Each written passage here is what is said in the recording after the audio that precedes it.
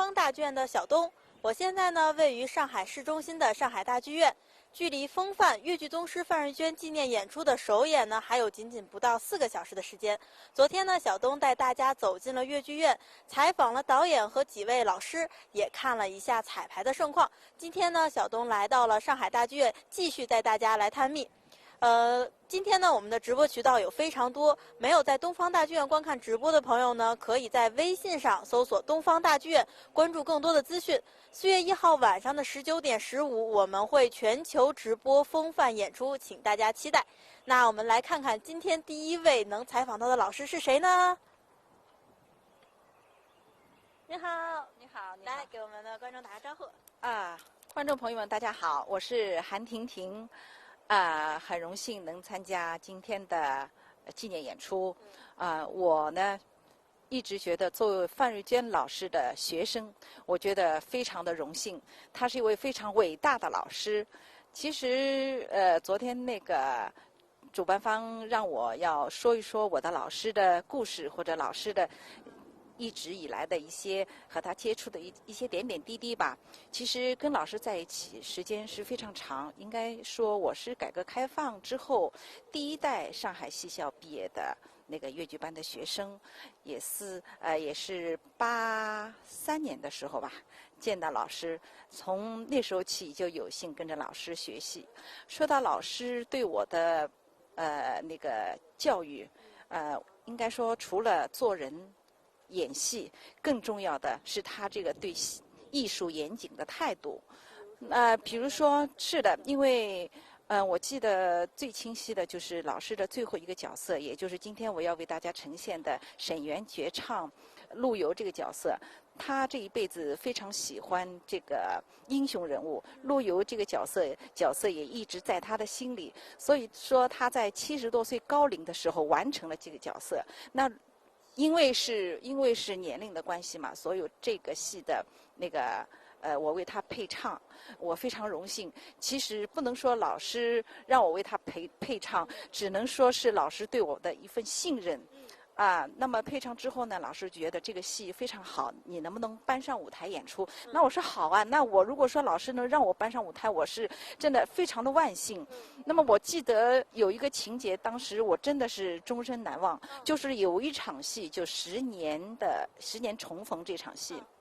其实陆游这个角色从整个本子来说，没有一个就在沙场的这么一个情节，只能够展示他佩戴的剑，在舞台上展示，这么其实也就30秒时间，就是说大幕一打开，他拿了一个剑，然后呢他就把剑卸下来交给旁边的童儿，就这么一点点的一个细小的动作，要反映这个角色跟别的有所不同，他是爱国的一个诗人。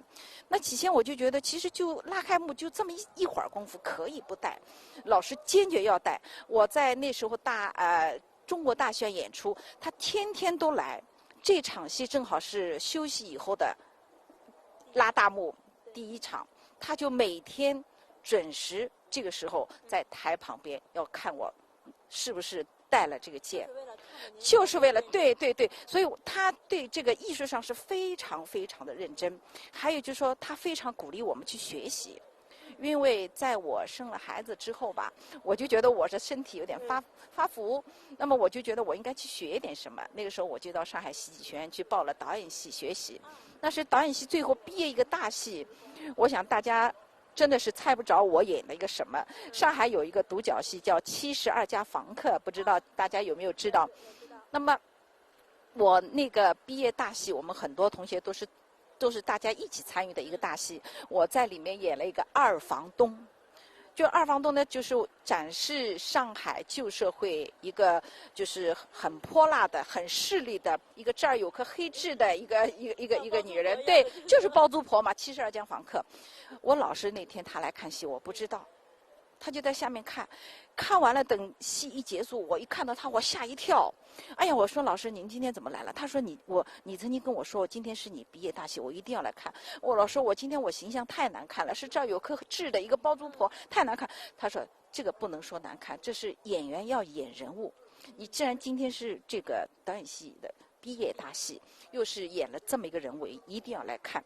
所以我老师对我们学生的学习啊，他也非常重视，而且也你们非常喜欢我们的学生。而且我觉得这体现出来老师一种，不管是什么戏，只要你们上舞台就一定对他一定要严谨。他说这个字是这个人物的凸显，就凸显一个人物，不要说难看，演员不在乎难看。所以我觉得就是老师带给我了一个是严谨，一个是酷爱，一个真的是他为艺术所生，这个一点都没错。这越剧已经渗透到他的骨子里、血液里。我觉得我们作为他的学生吧，今天的这场演出可以是可能是开始。我们学生承上启下的任务应该还很重，我觉得我们应该在不同的岗位，用不同的方式来纪念、来传承我们的老师。最后一个问题，您也说了，您今天晚上会唱老师就是70多岁高龄来创造这个沈园绝唱。现在的嗓音有条件给我们先透露一点点唱腔吗？这个方便吗？风也比较大。一比3年，远在神飞。此情此景多观看。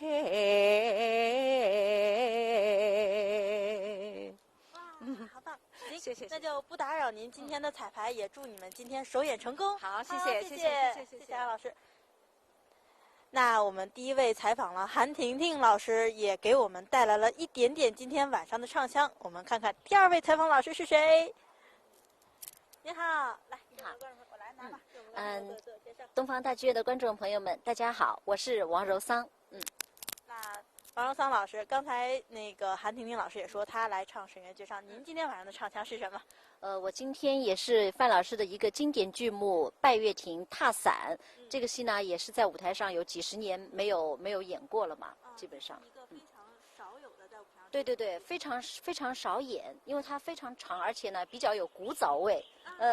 这出戏是当年范老师亲授的。这出不是，但是呢是范老师的那个也是得意门生吧，就是有小范瑞娟之称的陈琦老师亲授的啊。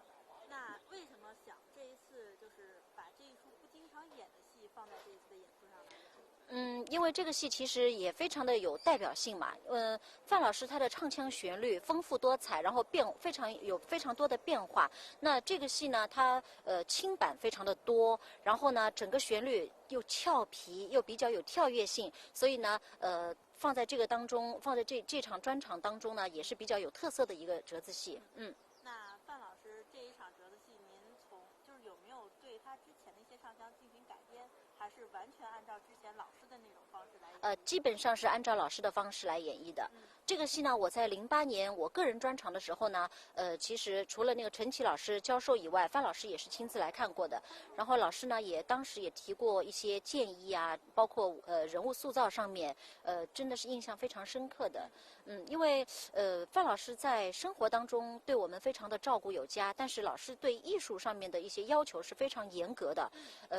我记得很清楚的是08年我个人专场，除了一台折子戏，还有一出是《孔雀东南飞》，也是范老师的代表作。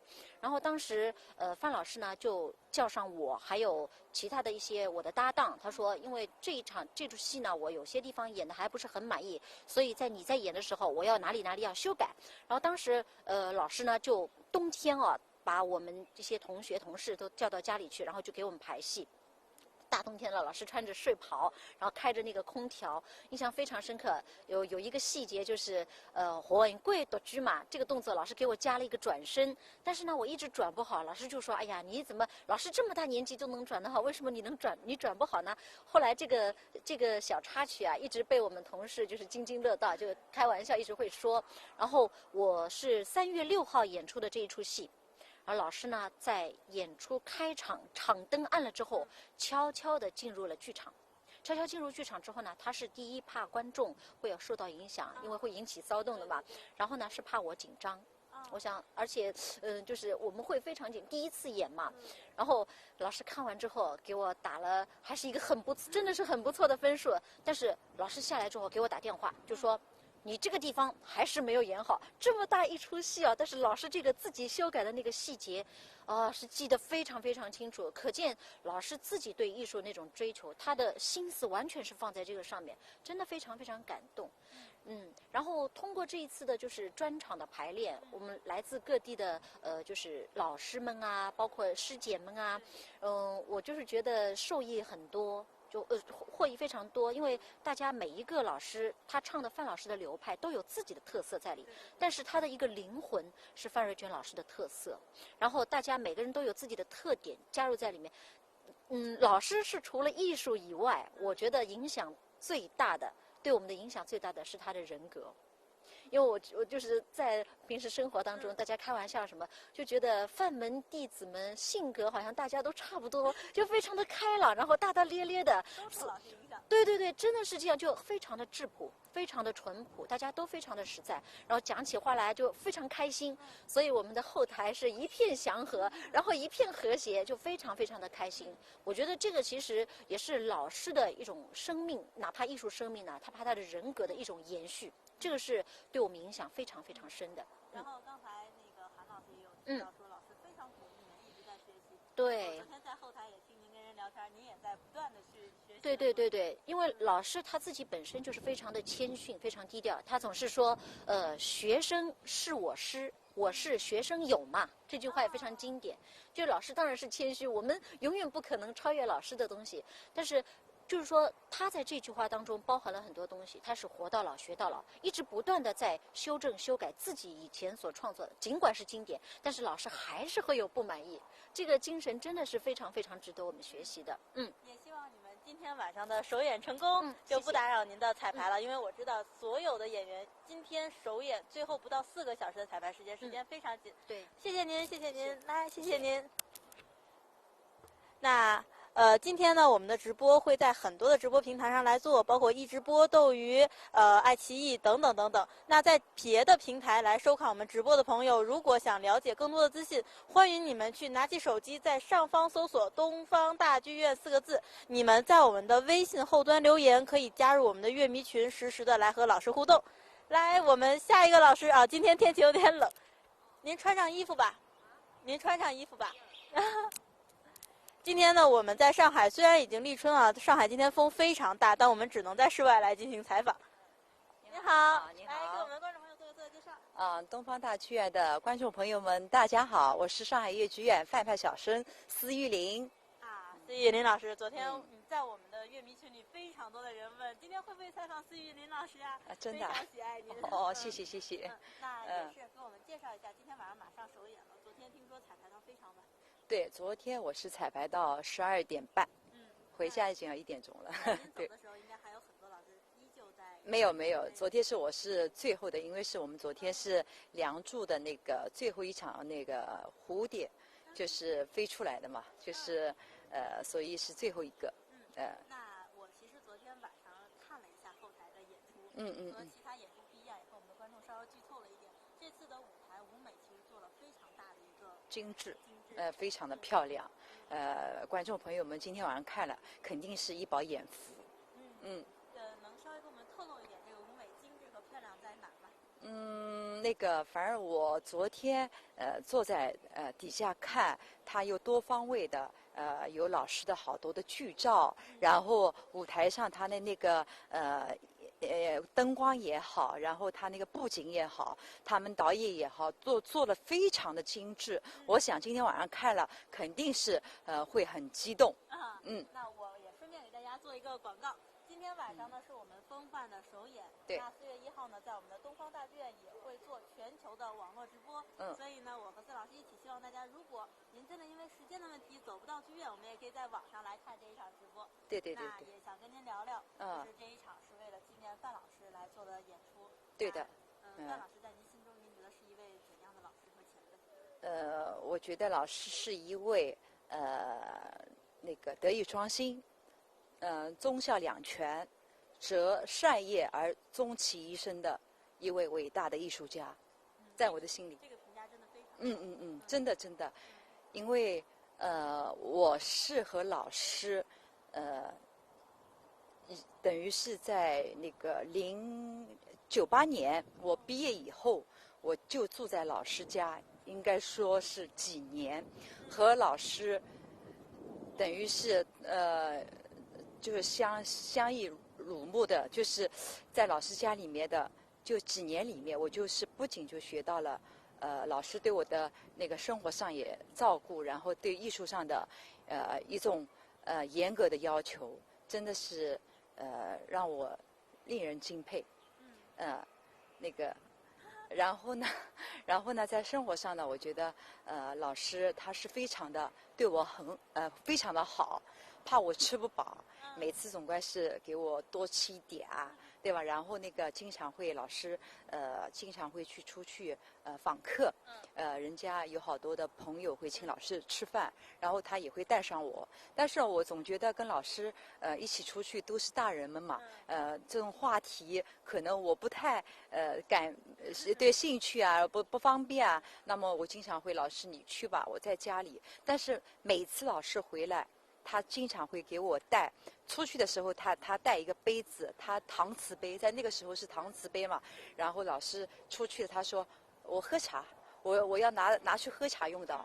其实他不是喝茶，每次回来的时候给我总是带上了满满的一杯的我喜欢吃的菜，比如说像油爆虾啊，红烧肉啊，还有什么点心那种春卷啊，还有虾饺啊什么的，反正有好多葱油饼啊什么的，他会带给我吃。所以老师虽然他那个心可能是出去了，但他心里面是一直想着我在家里是否我吃得饱啊，那个，所以我觉得真的在生活上他对我点滴的照顾，我真的是就像我的母亲，所以我觉得真的是非常的感动。然后在艺术上，他也对我非常的严格，哪怕就是一个动作做不好，他会甚至于在那个家里面就会让我一个下午或者几个小时，就让我这项动作让他做了他所得到的要求，他所满意为止。所以我觉得老师真的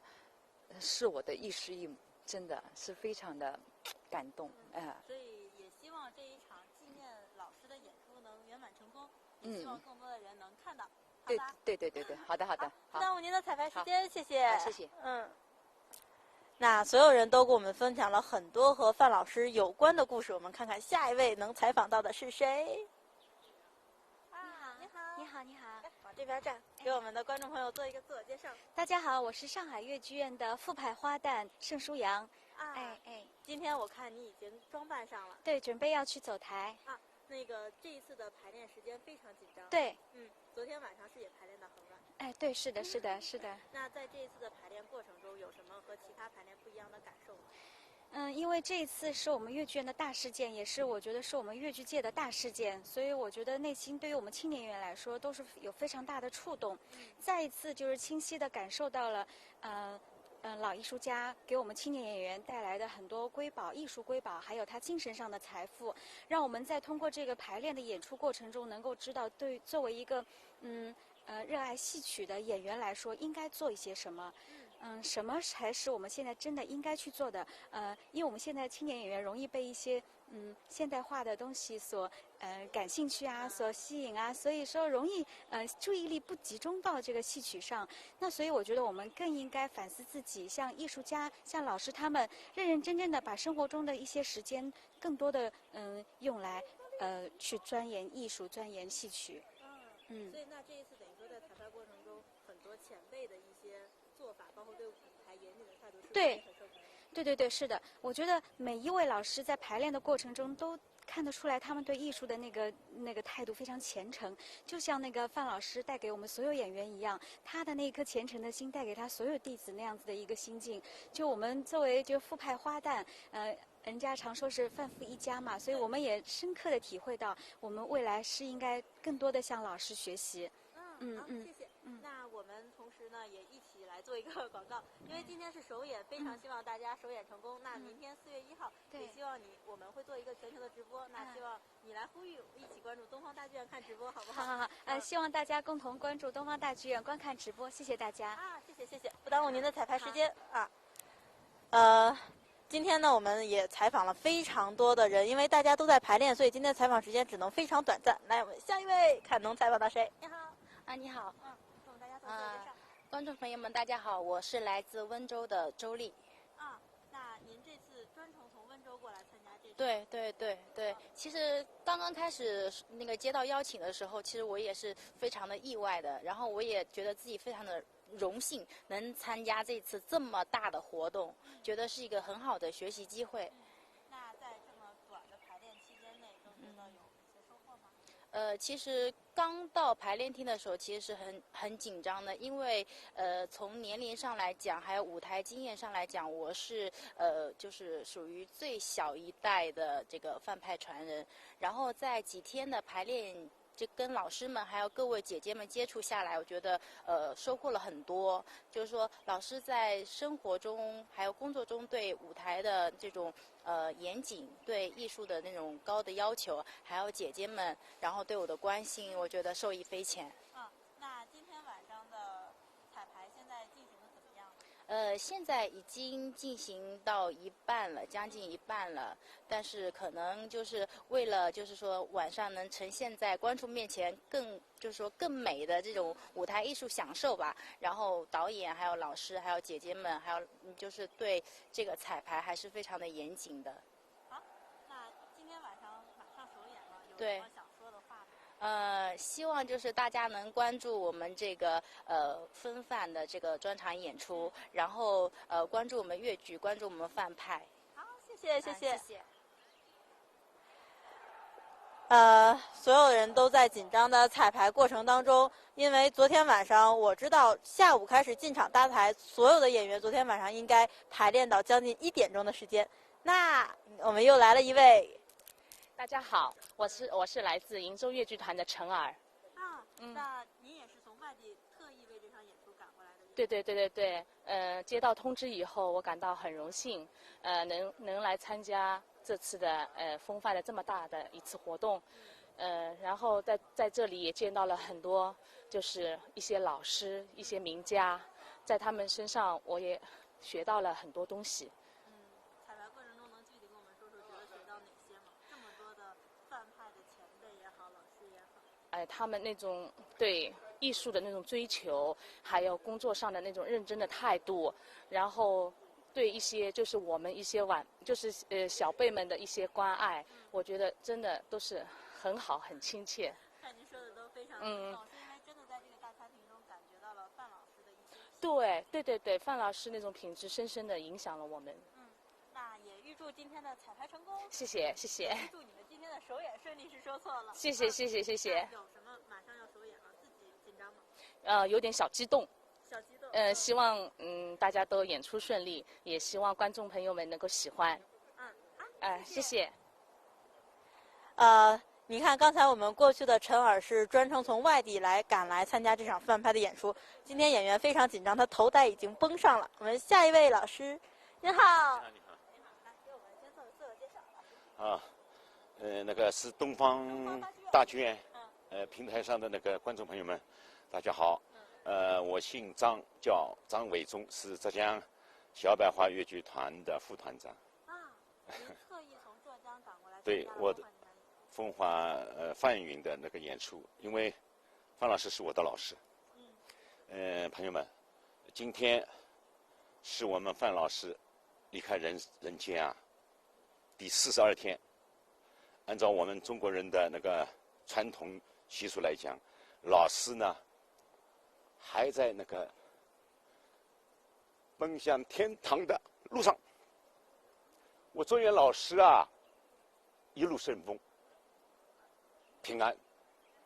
那么老师啊，我们今天在上海大剧院举行范韵那个演出，您的弟子们还有其他的所有的粤剧人都聚在一起，展现您的一生在舞台上塑造的各种那个人物形象，我们期望您老人家保佑我们，祝福我们，把我们今天晚上的这场演出啊成功。一定会很成功的。是的。朋友们，范老师是我的恩师。我在那个范老师遗体告别的时间，我对着范老师的遗体，我是情不自禁的说了几句话。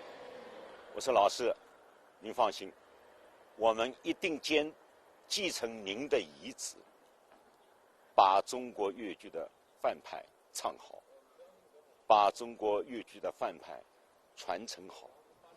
更主要的是，把中国粤剧后100年的事情做好。”我说：“老师，您放心的走吧。”我是这样子想的，老师的遗志就是为一生敢于牺牲自我，敢于为艺术、为事业付出自己的所有的心血，待人待事以一种真人、诚恳、真实的态度面对人世间的所有的一切。这就是我想老师的一个得意伤心的那个这个艺术家，伟大的艺术家的充分的展现。那么当然了，就是我们每一个弟子跟老师之间的接触啊，这么长的历史长河当中，都各自有一本故事。但是我张文忠感觉到，叫老师给我的印象就是，他像慈母般的爱护。你比如说，我01年到03年在上海粤剧院排练那个《早春2月》跟《木棉红》，我去看望老人家，他总是想，他说：“校长啊，侬从杭州赶到阿拉上海了，有啥困难，侬跟老师讲。老师，侬不要困难压着，老师会帮你的。”我说：“老师，我知道的。”我说：“但是老师你也艰苦的。”他说：“不，我工资比侬赚了高。”我当时就问他：“老师，你那一个月多少？”我3500呢。我说：“老师，我也有2000多了。”他就这么一点点，就老师就把自己的学生啊当作他自己的孩子一样。而且在这件事情，我也知道，在汶川地震的时候，老师基本上捐出来了所有的积蓄。是的，是的。而且发起了一个演出去为抗震救灾来。他这个是对待自己的学生的那种爱心啊。刚刚您也讲了地震了，他听了以后，心思像新砖一样的，就是他把自己的宁可自己省吃那个禁运，把自己多下来的东西奉献给其他的。这一个，第二个对艺术上的精益求精的那种态度，很简单。我演贺老六那个，其中有一场洞房里面贺老六唱完以后，有强林嫂的这一大段，听他一番心酸话，这一段唱，汤老师跟我讲了足足有2个多小时，半天时间。他说：“校长，这个辰光受了动，后老了啊，受了动，他一定要内心的潜台词、内心的话挖掘的充分，怎么办？今天晚上送去了，天黑了，外面野兽很多，不能去。那明天想办法送去啊！哎呀，我这个贺老六啊，这个命也苦，辛辛苦苦30多岁了，赚了一点钱，又借了钱，讨了一个寡妇，这个还有心思迷惑，脑子里一边想一边想办法，就是始终不断的挖掘人物的潜台词。那我说老师，你累的讲了，你还不懂，我还要跟你讲。就这样子辅导我，就是这一幕我是永远不会忘记的，就是对艺术创作那种执着的追求、精益求精的那种创作的那个方法和态度，永远记在我的铭心。最主要的就是老师，故事很多了，我这里也不便多讲了。老师对待他们这一辈的，跟尹桂芳老师啊等等这些老前辈的那种友谊，都是记忆在我们的脑海里面。我是这么想的，100年粤剧已经过去了，我们这一代人承受着就是承上启下那个责任和担当，在粤剧后100年的这个时间里面，我们每一个粤剧人一定要以前辈艺术家的那种对事业啊、对艺术那种态度那种德艺、品德，我们一定要继承下来。第二个就是一定要做好我们这辈人应该做的事情，把我们这一代人的应该做的事情做好，开阔我们的胸怀，打破门户之间、地域之间。我们中国粤剧人是一家人我们一定要捏起手来。我们的粤剧现在面对着是多种多样那个艺术竞争艺术平台的那个竞争我们怎么办？粤剧人，这就是我想我们要思考的一个问题。那么今天趁着范云这场演出，我想通过这场演出，我们这么多的粤剧一辈的战友们欢聚一堂，希望大家在展现自我的同时，静下心来想一想明天，想一想后天的粤剧怎么发展。第二个呢，同时呢，我在此这个平台上，也想跟更多的全国的那个爱好我们中国粤剧的朋友们说，在东方大舞台里面，东方大剧院里面，来关注我们的粤剧，来关爱我们的粤剧，来支持我们的粤剧。我张维忠作为一个粤剧人，非常感谢你们。同时呢，我期望我们和你们，我们的中国粤剧的明天一定会更加的辉煌灿烂。谢谢大家。谢谢张老师，那就不打扰您今天彩排，也祝愿今天的首演和明天的演出能够成功。是，谢谢。哎，那刚才呢，张老师跟我们分享了很多和范老师之间的故事。我们来看一下下一位演员。你好。你好大家做自我介绍大家好，我是来自宁波小百花粤剧团的范派小生孙晴。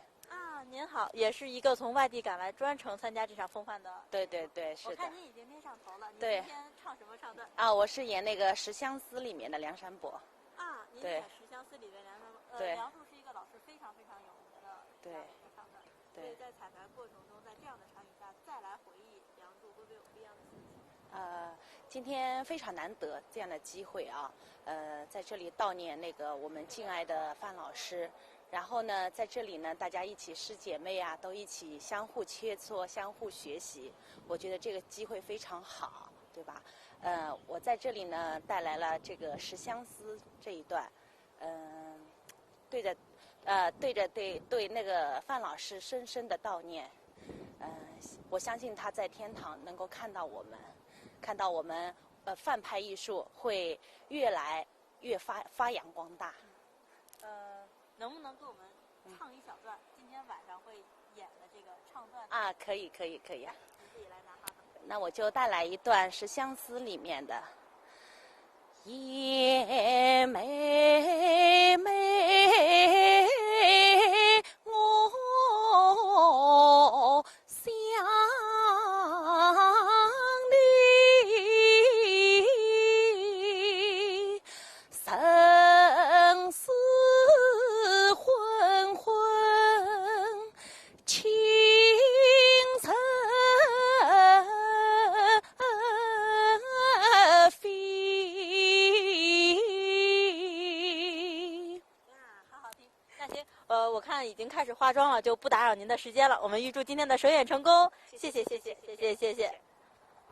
那我们现在时间是越来越紧了，因为今天晚上7点15是今天的首演。我们来看下一位，下一位老师已经在了。今天所有的演出老师，你会发现，其实我都会比他们低很多，因为所有老师都已经穿上了高高的鞋子。大家好，我是绍兴小百花的范派小生裘在平。你好。这么长时间的彩排和所有的人在一起，包括昨天，其实我去阅卷看你们排练的时候，发现您就和很多年轻的演员一直在后院一起在练功。是的，因为这次能够参加这个纪念专场，对于我来说也是一次非常好的机会，也非常荣幸能与这么多老师同台演出所以就是每个人我们会非常的认真，排练下来以后都会一起磨合唱腔上动作上一起在琢磨怎么样一个把最好的一面呈现给观众，这样的。所以我就觉得也跟很多老师聊，觉得这一次演出在后台排练有一种回到了戏校的感觉，所有的同门都在一起。对，真的是这样。然后大家都是非常就我这里不对啊，然后他就这里应该怎么唱啊，动作应该怎么好，感觉大家非常的那个融洽，因为我觉得这个真的是体现了对。对艺术上很认真的，因为在这次演出里很多细节都能来感受到。是的，也让我特别感动，就像那个史继华老师啊，78岁的高龄了，他每天都守在那个排练厅等候排练的。那我想像作为我们小辈啊，那更加是不能懈怠，更加是要全力以赴，是吧？把最好的一面呈现给观众。今天晚上你的唱段是打上一个莲花落。几几分钟的事情。那就不打扰您的彩排和化妆时间，我们希望首演成功。好的，谢谢啊。那时间非常紧张，我们看下一位老师已经在了。这位老师是已经化好妆了。你好。大家好，我是上海越剧院的王淑文。您好，我看你已经化上妆，是因为马上要上去来排练了吗？对啊，因为今天其实时间非常紧张嘛，所以我们就抽空隙的时间先把妆给化了，可以定心一点的去参加演出。您在今天晚上表演什么样的唱段？我今天是表演断桥中的许仙。许仙。对。这也是老师有请教过你这个唱段？这个没有，这个其实是我老师最早期的作品了。我呢是从小喜欢越剧，然后从喜欢越剧开始，我们的老师就一直是我们的偶像，我们就是听着《梁祝》的音乐长大的。然后呢，考戏校之后也是以楼台会那一日作为参考剧目去考的。我们应该比较幸运吧，因为毕业以后，虽然我们和老师的年龄差的挺多，其实是祖孙一辈的嘛，但是因为在身边嘛，所以可以得到老师的钦点。老师那时候我记得一代风华的时候嘛，教了我个沉香、劈山救母。我们老师他虽然其实生活中间比较大大咧咧，大家都已经广为人知了，但是他在教戏的时候特别认真，而且老师他有他自己的细心，在戏方面有细心执着的一面。他会告诉我，那时候他80多高龄嘛，小王啊，我在动作上面我已经不能示范给你看了，沉香，因为要翻爬滚打嘛。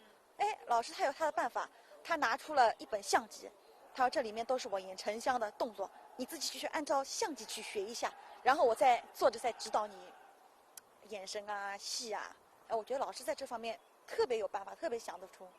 所以也因为这样，他培养了非常多优秀的越剧。对啊，其实今天我们在这儿事隔一代风华的范派专场，整整13年了。但是我觉得我们弟子的心情，今天再聚在一起参加这个演出是不一样的。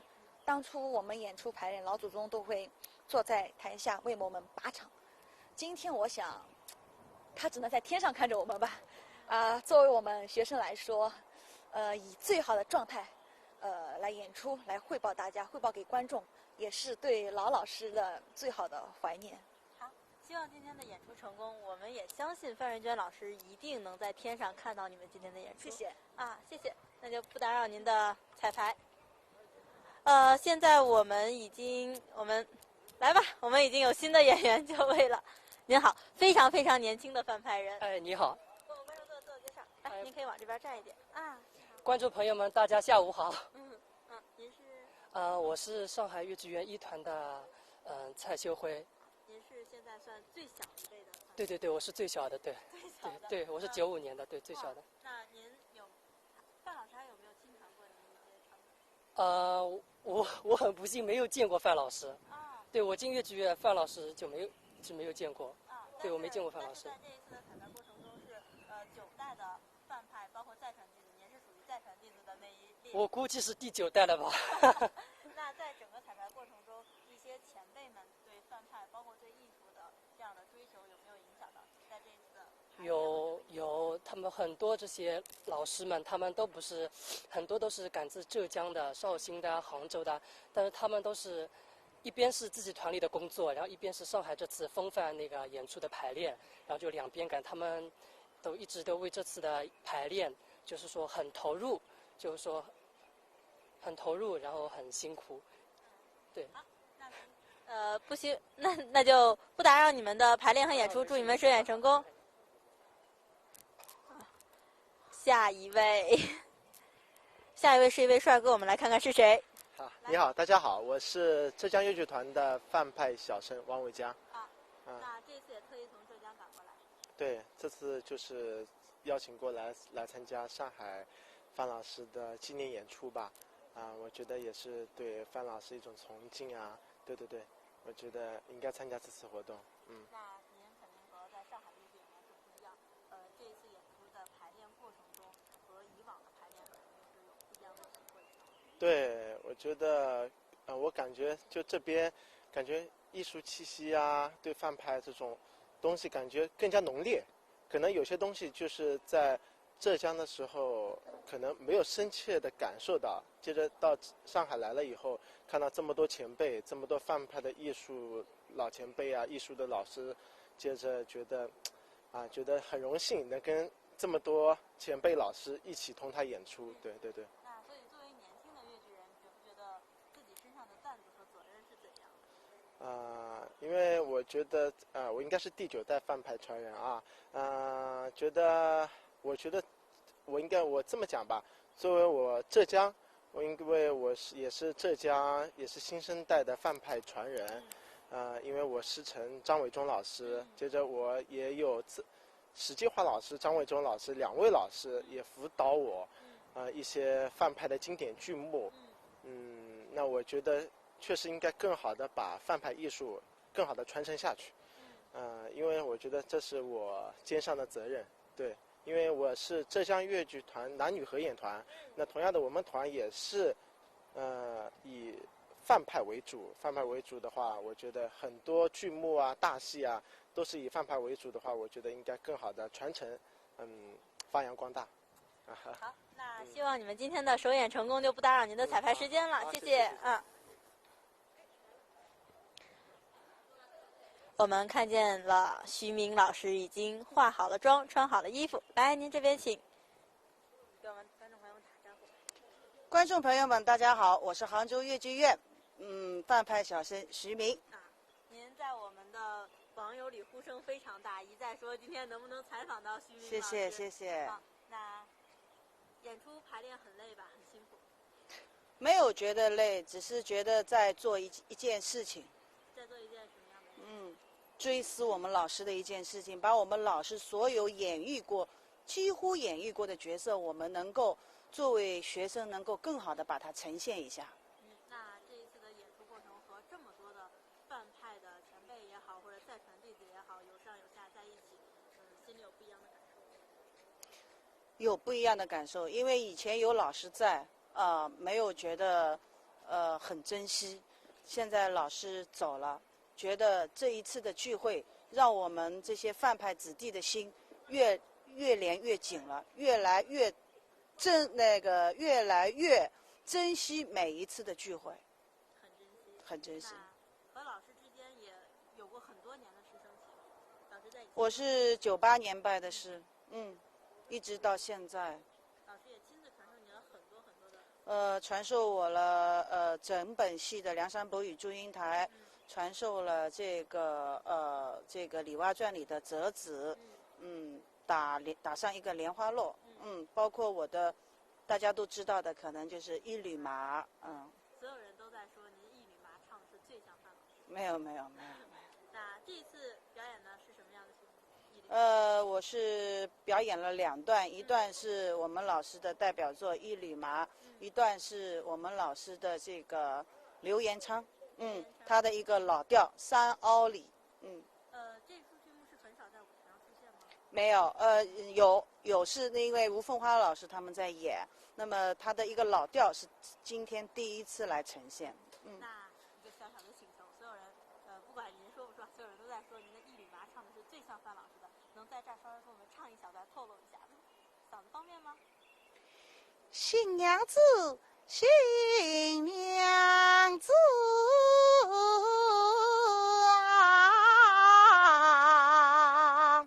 哇，好，那我看您已经穿上戏服了，赶紧去化妆。希望你们今天的首演成功。谢谢您。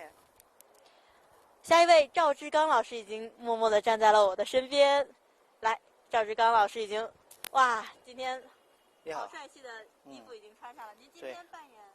今天演一个忠王李秀成。那这出戏在彩排的过程中，怎么样？顺利吗？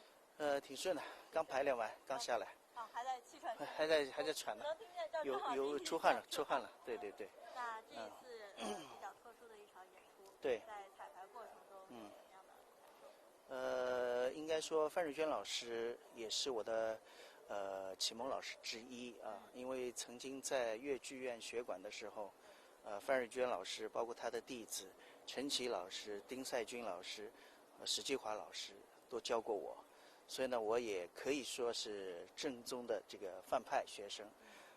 当然现在以影派为主体啊，但是呢，在有些戏里面我有的时候还会偶尔的有一些范派的角色的演唱，所以呢，跟范派也是特别有感情的。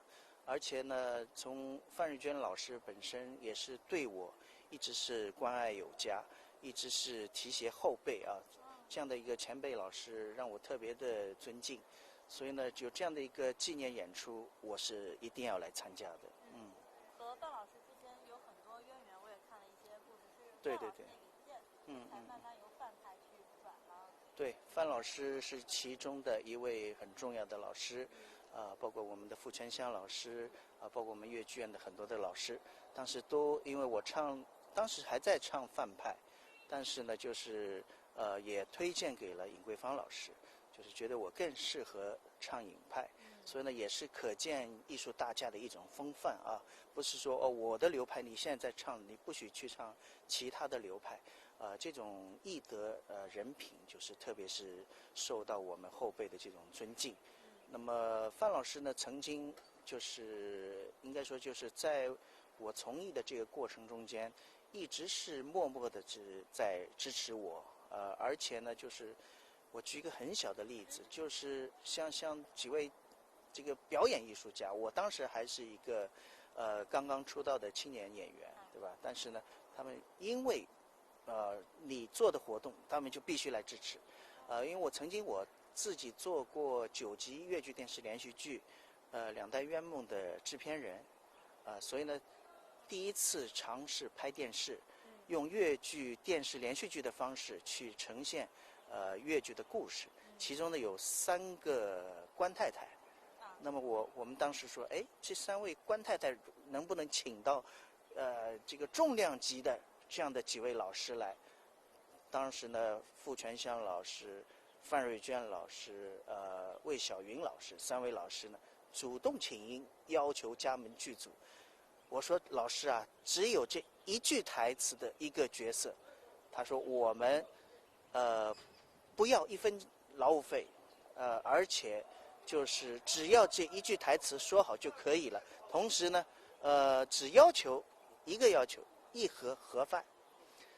所以当时让我特别的感动，而且对于范瑞娟老师来说，因为他转换的难度特别大，因为他是一个小生演员，在戏里面要演一个贵夫人，贵夫人的话是花旦的这个扮相，所以呢，傅老师也一直说，哎呀，你看范老师这次特别的认真，因为他们都是花旦做惯的，但是范老师都是小生的那种感觉，让他突然转换这个花旦的形象是有点勉为其难的。但是呢，老师特别的认真，包括就是头套啊、饰品啊、花旦的台步啊，他去揣摩这个虽然只有一句台词的一个贵夫人的角色，在这个剧中呈现，让我就是特别的感动，因为这是对青年演员就是尝试用电视的方式去传播粤剧的一种最好的支持。老师就默默用很多小事来体现出来对粤剧整个的一个对，还有像那个，比如说我曾经就是发起过，就是组织上海粤剧界的联合赈灾义演，汶川地震的时候，当时呢就是我第一个接到的电话是范瑞娟老师打给我的，他说小赵啊，你应该站出来，因为你有这个能力，你可以组织大家来做一个这样的一个慈善义演。我说老师，我已经在组织了。他说太好了，他说我一定要报名参加这样的一次慈善义演。所以当时呢，我们是整个上海粤剧界8代同堂啊，而且在短短的20天的时间里面，我们排出了12个全新的节目。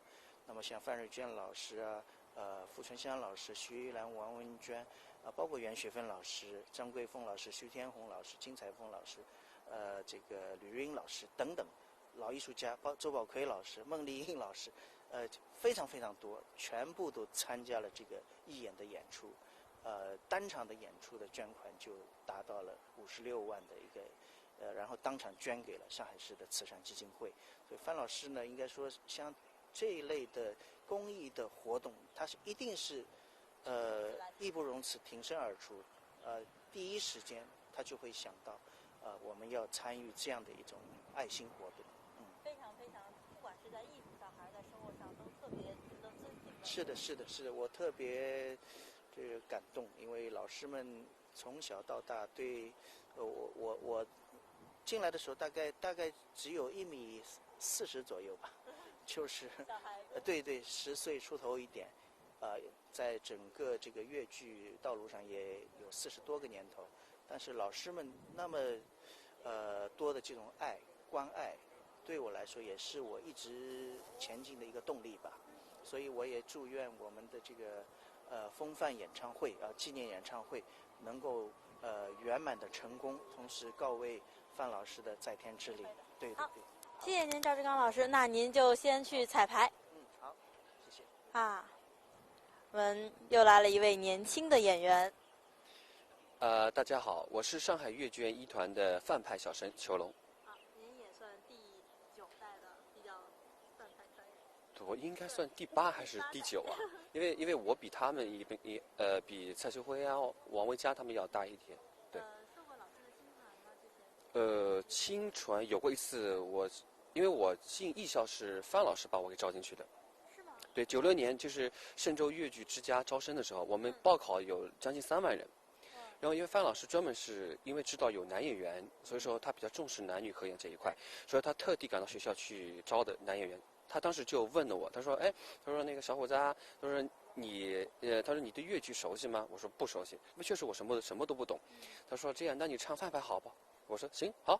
我说好，从那个时候开始就是一直唱范派，一直到现在，到院里。然后范老师那个时候专门我们当时有位老师叫向彩莲，他为了我们几个男演员防止我们变声的时候嗓子变坏，没有这么好的保护，他得叫老师留在嵊州陪了我们3年。就是为了对，就是《梁祝》电影里面的演师母的那一位向老师向彩莲，专门为了我们6个男演员在嵊州陪了我们3年。所以说范老师其实虽然说没有更多的机会，比如说范老师亲传亲授，但范老师对我们这片用心，我还是很感动的。好，那也希望你们能更好的把范派传下去。好。祝你们今天的首演成功。好，谢谢。那我们下一位老师，你好，来给我们的观众朋友介绍。大家好，我是上海越剧院红楼越剧团的王派花旦王志平。王老师您好。您好。那这一次作为王派和范派这样合演的一个为了纪念范老师的戏，您和范老师有之前的一些渊源和交集？因为范老师也是我非常非常仰慕的一位艺术大家。虽然平时因为流派的关系，行当的关系，我们接触真的是不多，但是呢，我常常从我老师的口中呢，得知一些他跟范老师的一些友情吧。像去年范老师这几年住院的时候，我老师经常会去看他，在华东医院。然后呢，每次去看他的时候很好玩，范老师呢总是热情地把他介绍给医护人员，说：“哎呀，我们中国的林妹妹来了。”哇，他好像一样很骄傲的东西，把他推荐给大家。他总是这么好像充满着这种激情啊。然后呢，我老师前2天因为我去他家的时候，又聊起范先生。那么其实他们的感情真的是从小到大，可以说是从10几岁开始就姐妹情非常的深厚。我老师说这次呢，他因为很遗憾不能够参加范老师的纪念演唱会，因为身体关系有点感冒。但是呢，他也说了一些细节给我们听，也是寄托对范先生的一片哀思吧。那么他曾说起他们小时候啊，范老师有时候你别看他记性非常好，他小时候的一些细节的事情他都能够过目不忘。他经常会跟文娟，他说我经常跟文娟一起，你接我是大头，我接你大头，就是你给我洗头，我也给你洗头，感情深到这个地步。对，然后呢，就是经常空了就约着一起出去看电影啊，看戏啊，所以他们一直这么多年来，几十年的姐妹情一直没有间断过。所以呢，这次范先生突然离开了以后，老师他也非常的悲痛。那么就是说，他也真的是寄托了对范先生的一片哀思。那么我们通过这次这样一个范派的专场，表达自己的那个一份感情。我这次带给大家的是，虽然是只有4句啊，但是蛮经典的，是那个范老先生的一个现代戏《红花曲》。对。那好，我们非常期待今天晚上首演的成功。谢谢谢谢我们的王志平老师。我们下一位演员也已经在了。你好，也是一位已经基本上化了半妆头套。没有，就是刚刚走完台，还没化妆。对对对。那跟我们大家做介绍。大家好，我是上海越剧院的青年原派花旦于锦兰。那这一次作为原派和范派一起来做这样一场演出，又是一个年轻演员，在彩排的过程中有什么样的感受？我觉得一看到名单就是我有参加范派专场里边，就是跟范派传人蔡新芬老师一个搭配演出一个梅花魂的重台别，我觉得非常的幸运能够参与到这次的纪念演出当中。那这一折剧目呢，也是曾经袁老师和范老师就是我们有录音的资料这样的一折传统的剧，然后之后呢，方老师和韩婷婷老师也搭档演出过一次重台别，所以在这一次当中，我能参加演出这一折的其中一个小片段，我觉得非常的幸运。对。那好，祝你们今天的首演成功，赶紧去化妆吧。谢谢。我们下一位，来给我们大家做个自我介绍。大家好，我是蔡新芬。已经28年没有在上海露过面了，因为我90年年底就到了美国，一直没有上过台。一代风华我是应该回来演出的，我的老师有写信有打电话给我，我因为很害怕，我没有回来演出，我觉得对老师有很多的亏欠的，所以这次回来呢，一方面是好像要告诉老师，我老师的话记住的，也是另外一方面，我希望可以跟这些范门弟子们一起为范派传承做一点点事情。这今天是个开始吧。今天是个开始。这么多年回来看望老师，包括老师这一次回来看望老师，心里是？我对老师其实是师生情感多母女的情感多过师生情感。我老师把我嫁到美国去的，因为1988年我老师到芝加哥去贝尔实验室，请他去做学术讲论的时候，我正好我告诉他，我说老师我有一个男朋友在美国，我想到美国去。那我老师说，那好，我替你的，因为我妈妈过世的早，老师曾经给我说，一日为师，终身为父。从我妈妈过世以后，我大多数时间暑假都在老师家里的。我也很感谢老师家人把我当成家人一样的，所以就是有这种情感在里面。所以老师特地要从芝加哥坐飞机到纽约替我去相亲，去相亲，他代表我妈妈去相亲呢。相亲相完了以后，他就写了封信给我，他说你可以嫁，但是他说我希望你有个幸福的婚姻生活，但是要拳不离手，绝不离口。那他老师希望我还是继续可以会唱越剧，或者在美国也继续可以唱这样子。不过我孩子大了以后呢，我就在美国去读书去了，我去读了高中，又读了大学毕业那样子。但是老师还是蛮高兴的，因为我这个人还是在做一些事情嘛，我也学了好多东西，但是后来我是走另外一条路了，因为我爸爸是作曲的嘛，我在美国信了上帝了，信了耶稣基督，那我用圣经，用范派来唱。我已经20首录好了，现在10首还继续在录。唱过，我老师说好，蛮好听的。他说，那说我希望就是说呢，花他们在搞专业的，那我就在业余，因为我现在们孩子都大，我女儿明年博士也毕业了，我就比较自由了，可以来参与一些范派的一些活动，尤其是范派传承的事情。那现在看看了，我希望我们范门子弟可以团结在一起。共同为传承范派、弘扬粤剧文化做一些事情，这样。谢谢您，然后也不耽误您今天的彩排，然后希望今天首演成功。谢谢，非常感谢。几点了？4点是吗？现在呢已经4点钟了，离今天晚上的首演呢是越来越近了。昨天跟大家分享过2个最，不知道大家还记得吗？第一个呢是这次演出阵容的最强大，一共集结了9代的范派弟子和再传弟子。还有一个呢是这次的乐队阵容非常的强大，这次的乐队呢是集合了上海越剧院的2个团的越剧老师，包括绍兴小百花的越剧老师一起组成了一个完全的中兴民乐监制的这样一个乐团，包括呢还加入了一些小提琴和大提琴。最后一个最其实就是我们今天的演出的场地。我们今天的演出呢选择在了上海大剧院，我们可以看一下，其实我们今天是在上海大剧院的后门。那上海大剧院呢位于上海市中心，这个也算上海的一个标志性的建筑。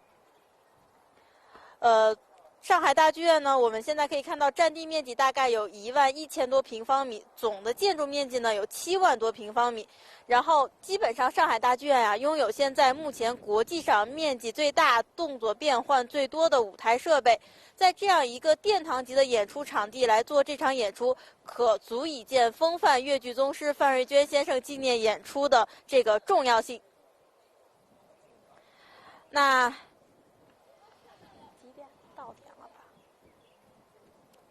结束了，我结了，没人了是吗？没，还有人。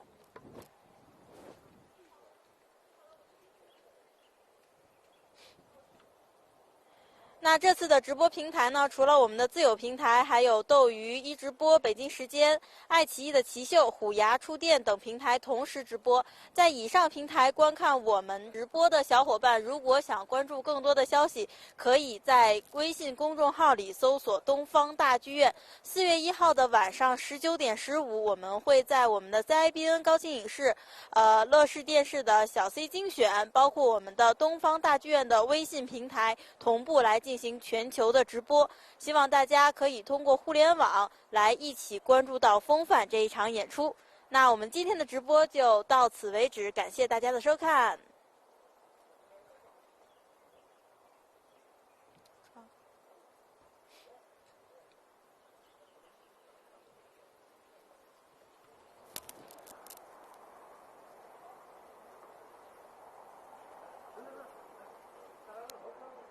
我结了。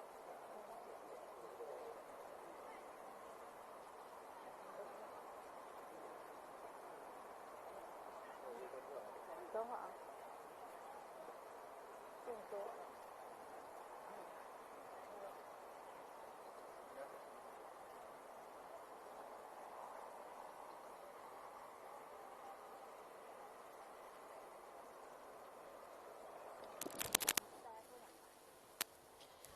回来。刚才呢，我们去后台看了一下，基本上所有老师现在已经在舞台上开始演出了。那我们之前在微信平台上做过一个活动，我们可以来带来一位新的老师，我们可以来一起再采访一下。您好。你好。哎，在哪边？在这边好了。打扰您的彩排了，后台彩排非常忙是吗？是的，大家都在排。但我刚刚前面唱完了。你还在气喘吁吁的来的？没有，因为知道你在采访，我快点跑上来。我们大家先自我介绍。大家好，我是越剧院的方雅芬，原派花旦。那这一次作为和范派有渊源的原派一起来参加这场风范的演出，在整个彩排过程中有什么不一样的感受吗？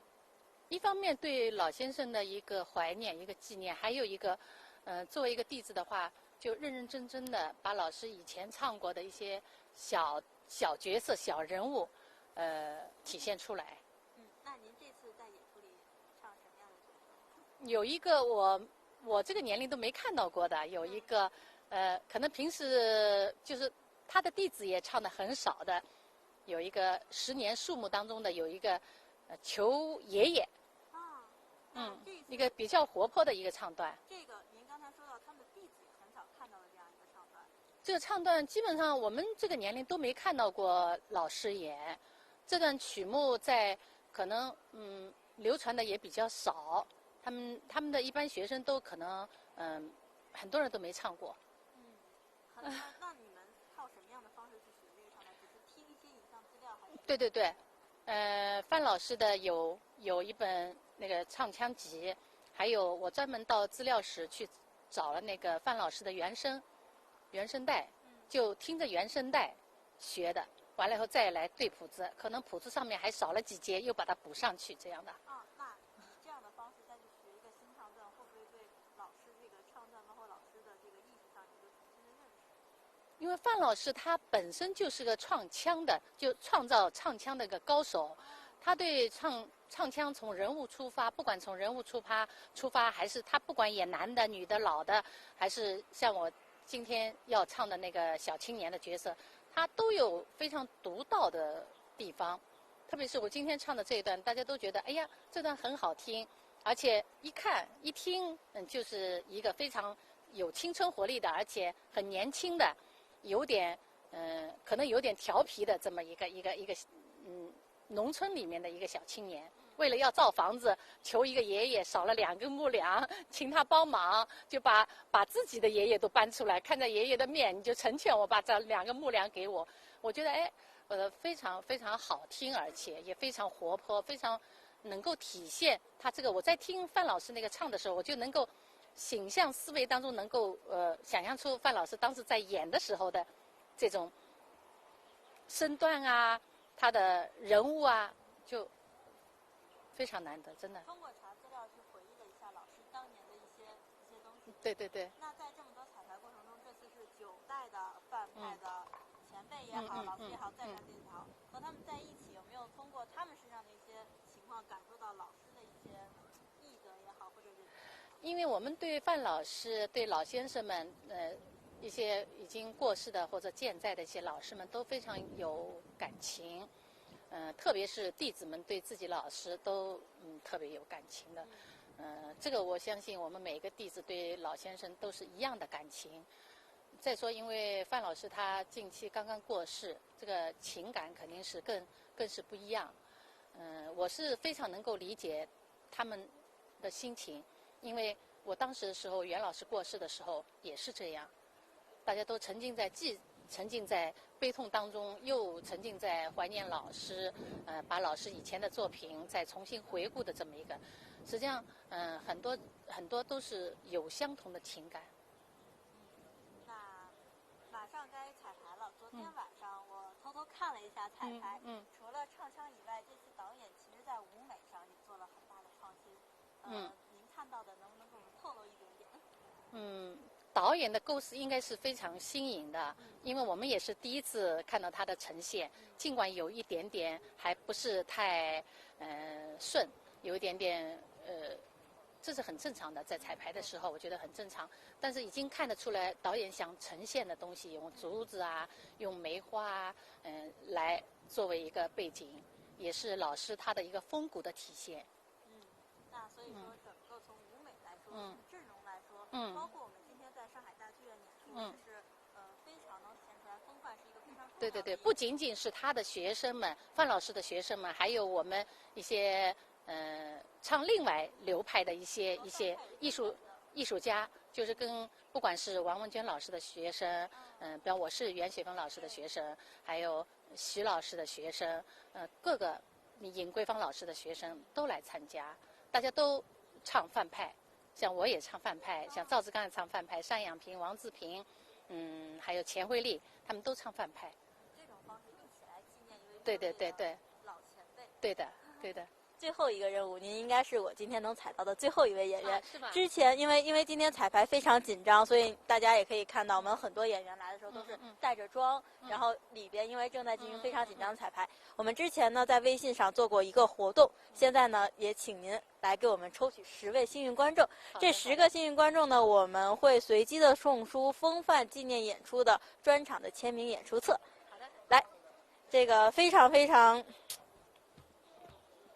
我来拿着10个人，您可以1、2、3、4、5，非常幸运的10位观众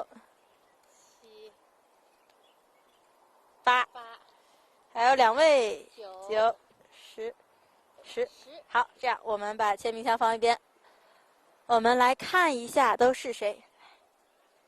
这都是我们的微信观众，这个叫应该这样叫挺美，挺美，挺非常有美意思的一个人。记着你的名字，记得我们后台来领奖哦。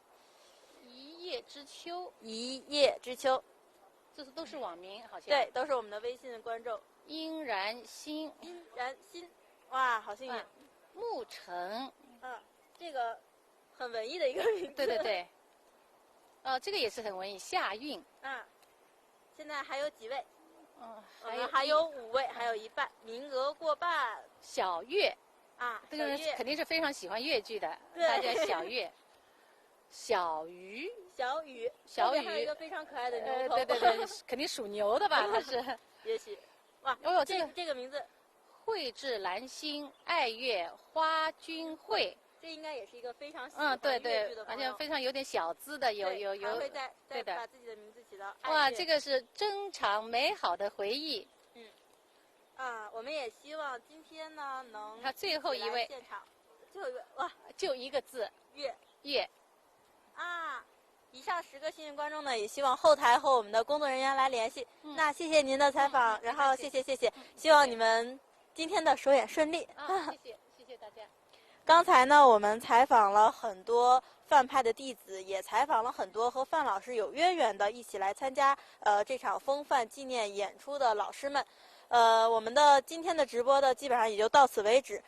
感谢大家的收看，也希望刚才10位幸运观众能到我们的后台和我们的工作人员取得联系，来领取你们的奖品。谢谢大家。